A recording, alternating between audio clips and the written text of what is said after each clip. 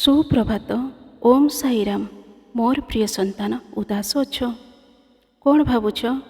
ମୁଁ ତ ବହୁତ କିଛି ଶିଖେଇଛି ତୁମକୁ ସ୍ୱପ୍ନ ମାଧ୍ୟମରେ।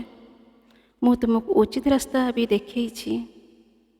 ଆଉ କାଲି ଯେତେବେଳେ ବସି ମୋ ସହିତ କଥା ହେଉଥିଲ, ଯେଉଁ କଥା ମୋତେ କହିଲ ତାର ଉତ୍ତର ଆଗରୁ ହିଁ ଦେଇସାରିଛି।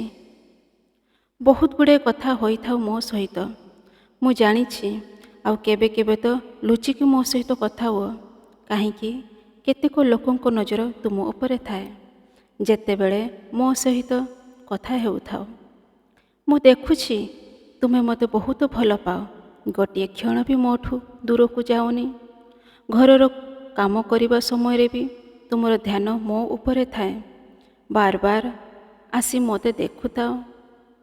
କ'ଣ ପରିଶାନୀ ଅଛି ତୁମକୁ? ଯେତେବେଳେ ବି ତୁମେ ବାହାରେ ଥାଅ ବା କାମ କରୁଥାଅ, ସେହି ସମୟରେ ମୁଁ ତୁମ ସହିତ ହିଁ ତ ରହିଥାଏ। ନିଜ ହୃଦୟରେ ଦେଖ, ତୁମ ପାଖରେ ହିଁ ଥାଏ।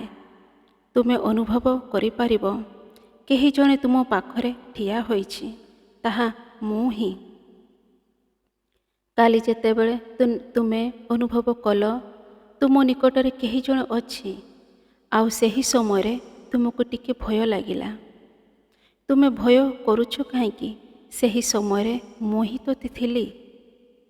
ମୁଁ ଛାଇ ଭଳି ତୁମ ସହିତ ଥାଏ, ଆଉ ତୁମର କେହି କିଛି ବିଗାଡ଼ି ପାରିବେ ନାହିଁ। କାହିଁକି ଭୟ କରୁଛ? କେହି କିଛି ତୁମର ଖରାପ କରିଦେବ ବା ତୁମକୁ କିଛି କରିଦେବ। ମୁଁ କହୁଛି, କେହି ତୁମର କିଛି କରିପାରିବେ ନାହିଁ। ମୁଁ କବଚ ହୋଇ ତୁମ ସହିତ ଠିଆ ହୋଇ ରହିଛି, ଆଉ ତୁମ ପରିବାର ସହିତ ମଧ୍ୟ ଠିଆ ହୋଇ ରହିଛି। ତୁମେ ନିଜ ପାଇଁ କିଛି ମାଗ ନାହିଁ, ତୁମ ପରିବାର ପାଇଁ ମାଗିଥାଅ।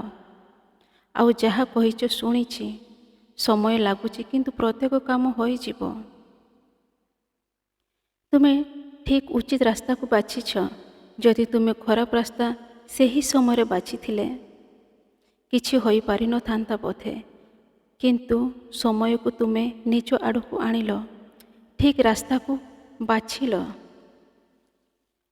ଆଉ ଭୟ କର ନାହିଁ। ଏହିପରିକା ଭୟ ନିଜ ମନରୁ ବାହାର କରିଦିଅ। ତୁମେ ବାଛିଥିବା ରାସ୍ତା ପୁରା ଠିକ୍ ଅଛି, ସେହି ରାସ୍ତାରେ ଆଗକୁ ବଢ଼। ଜୀବନରେ ବହୁତ ଖୁସି ତୁମ ପାଇଁ ଭାବି ରଖିଛି। ବହୁତ କିଛି ଭଲ ହିଁ ହେବ।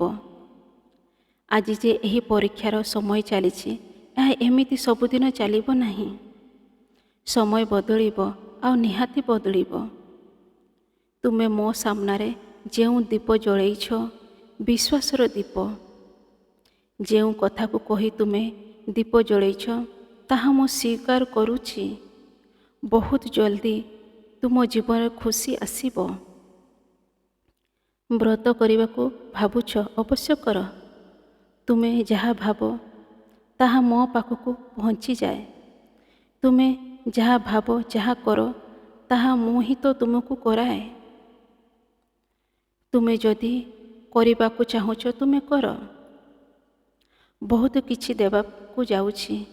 ତୁମ ଜୀବନ ଏକ ପ୍ରକାଶ ଆଡ଼କୁ ବଢ଼ୁଛି, ସେହି ପ୍ରକାଶ ଆଡ଼କୁ ଯେଉଁଠି ତୁମେ ଦେଖିପାରୁଥିବ।